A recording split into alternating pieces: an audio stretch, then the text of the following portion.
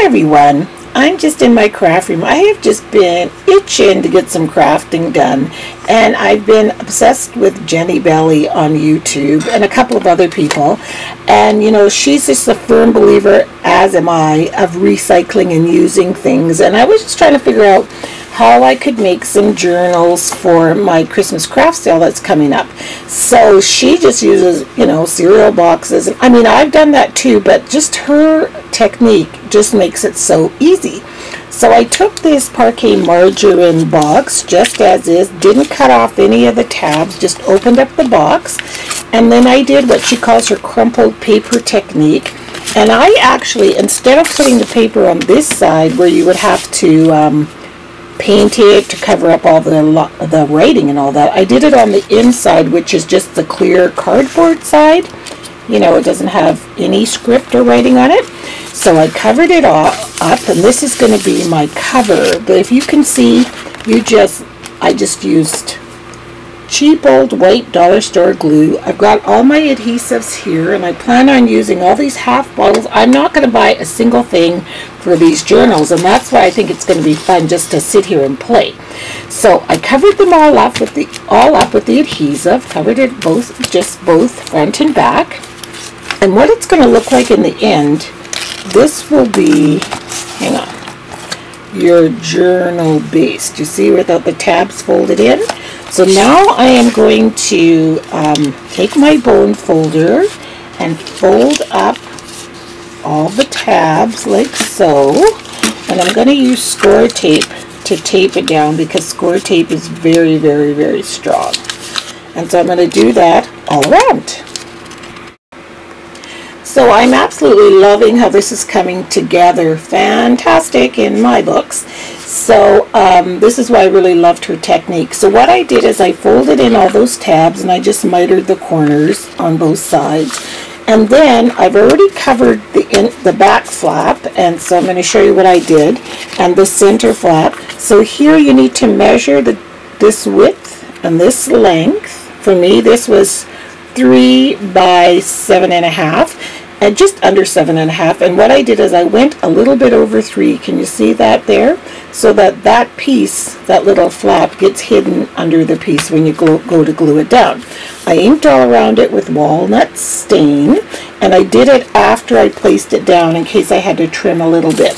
So here's the front inside cover. Just got some scrap paper. This is my mind's eye, and it's going to go right there like so, and cover up that little lip there and fit right in there nicely. And if I need to trim it, I will, and then I'll ink all around it. So let me just move that for a second so you can see how this is coming together as a really awesome looking base for a journal just by using a margarine box. Who'd have thunk it, eh? Isn't that cool? So I've got the inside and the outside all covered of my journal, and just for now I just inked up all those little wrinkles and bumps with walnut stain. I'm not done with the outside, but I'm not sure what I'm going to do, but just for now I just did some inking. And then to create my pages, I'm going to be doing signatures, and then I'll show you how I attach them in just a minute. So I'm just going to put the book aside, and I went through my scrap. They're not necessarily scrap papers, but it's loose scrap of paper that I've had forever, been meaning to do stuff with. I think this one might have been a Stampin' Up. I'm not even sure. But on one side it says Things to Remember, and then Monday, Tuesday, Wednesday all the way down. And then on the other side is this brown, just kind of a graph paper. So what I'm going to do is fold them directly in half, which is 6 inches, and then I'll have to trim it off at 5.5, and then cut it at 7 and what did I say, 7.5, whatever my measurements are. But anyway, you can see here how much I'm gonna have to cut off, and I'll save this bottom section. Well, I'm gonna get all those cut up right now, and then just keep them folded. Do not cut on the fold line. Okay, so we're gonna go create some signatures.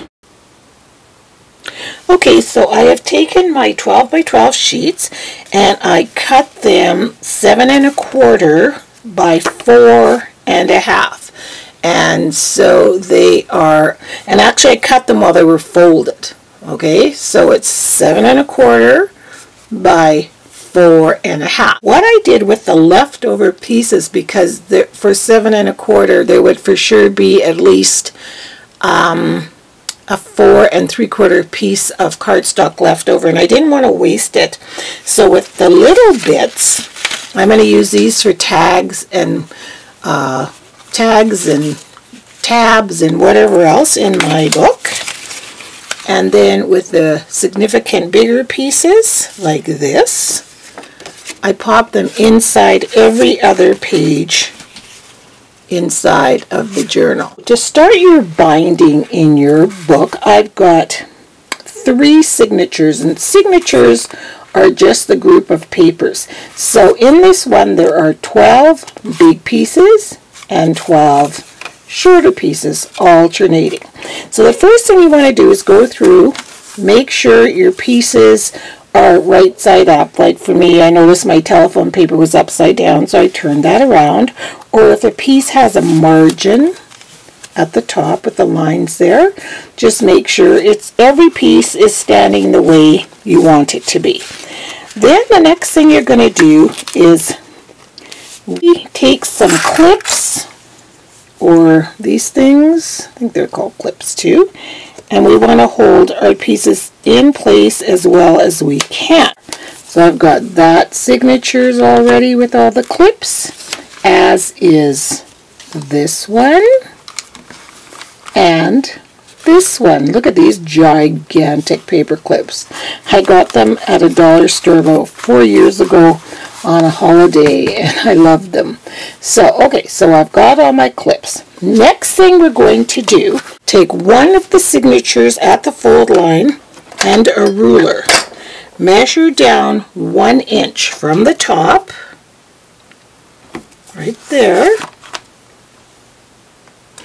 and mark it with the marker, pencil, whatever you want. I'm just going to use this black felt. Just put a little dot, 1 inch, and then same from the bottom.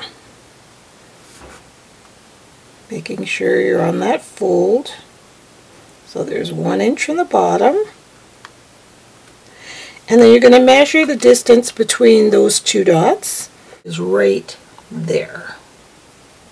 So there. You do that on all of your pieces, and you're going to make a hole down the center of all 3 of these signatures. I'm using this one. You've seen me use this before, and I'm going to get the biggest hole and switch that up. Comes with 3 different hole shapes. I purchased this about 2 or 3 years ago, and I didn't use it that much, but I really find when you're making journals and signatures and stuff, it's really great, especially if they're going to be thick and you need a good signature for the cord. So you're going to I'm going to go in the center with this one, and I'm just going to push down and up a couple times, and there should be a hole. Yeah, there's one. Some people prefer when they're making their holes that it's smaller than that, but I want mine this size for this. I'm just going to try it out for this journal. So you're going to continue to do that on all 3. Then when you get done, you're going to hold your book here and find the middle between this center binding. Find the middle, hold this here, and transfer those marks over here and make a hole in the cover as well. So I've got my holes all done in all 3 signatures, and then the center of the binding of that book right there. And what you're simply going to do, this is just a 3-hole binding. We're going to want to measure the book 1, 2, 3, and then probably that much, double that. So this is just, I'll cut right there because there's a little knot in this cord. This is just kitchen cotton cording. So leave a little tail.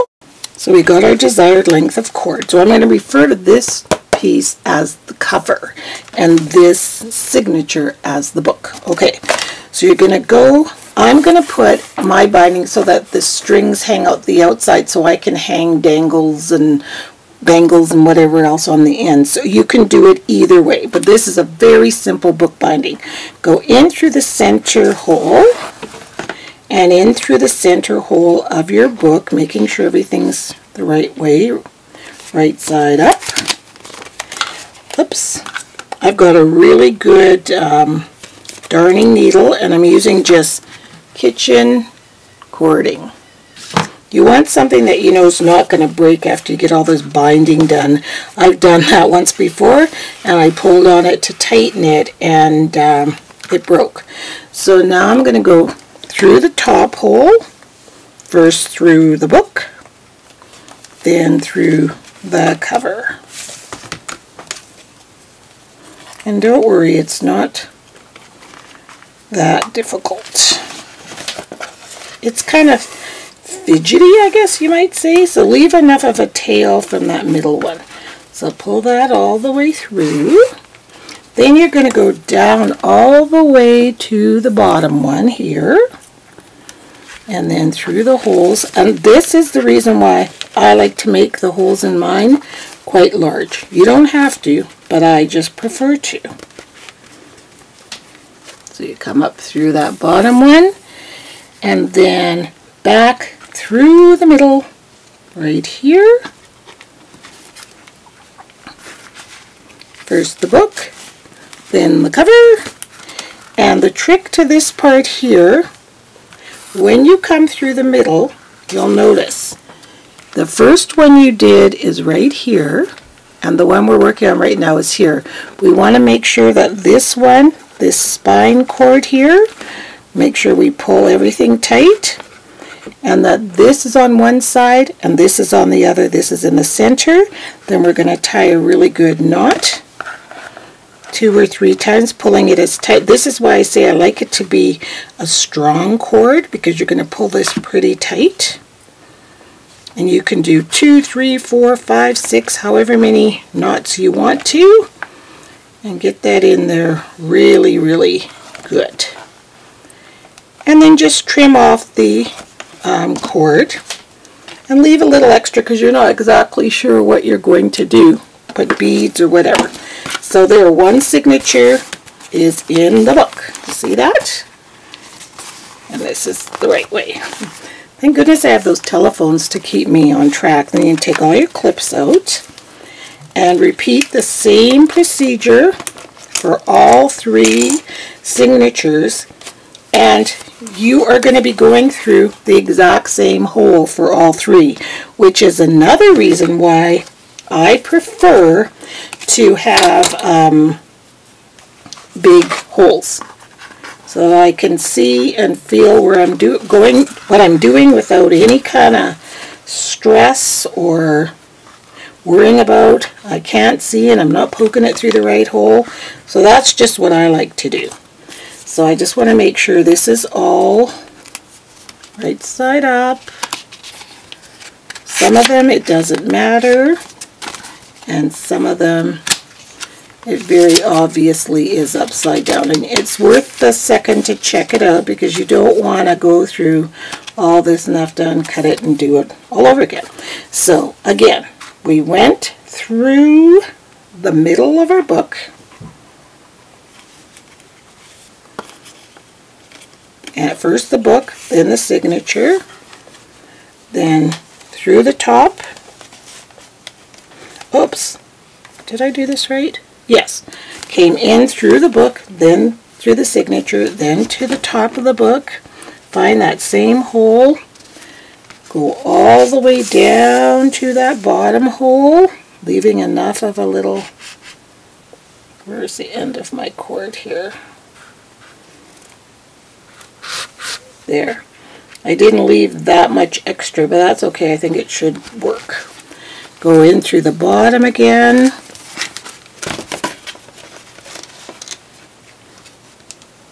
Here. And then out through the middle, through both the book and the cover. Pull it through and make sure that your twine overlaps that. This is where, I hope you guys can see, This is where you might think, oh, I'm getting all tangled up. So let's just take the needle right off. Figure out which one. It's obviously this loose one that we're working with. So there, I pull that through. Now this one's way longer, so I can kind of play around with that a little bit. Pull it through, and then move that aside. Make sure that one of the pieces is on one side, and the other one is on the other side. Pull it tight, and 3 knots. 2, 3. See this cotton twine, you can just pull so hard. Then take out all of your clips. So we've got 2 signatures in our book, and we're going to go ahead and do that with the last one.